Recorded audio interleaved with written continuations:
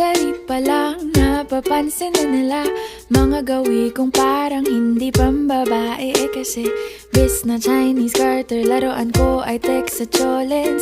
Tapos ko jamming ko lagi noon mga sigang lalaki sa amin. Nung ako'y mag-high school ay napabarkada sa mga bay. Curious na babae na ang hanap din ay babae. Sa halip na makeup kit, bit-bit ko ay gitara. Tapos pormahan ko lagi ay long sleeves na t-shirt at faded na lonta. Pero nung makilala kita, nagbagong bigla ang aking timpla. Natutuwa ko na magpariban at mag-ahit ng kilay at least once a month. Hindi ko alam kung anong meron ka na sa akin ay nagpalambot ng bigla. Sinong mag-aakalang lalaki pala ang bibihag sa tulad kong tigreng gala.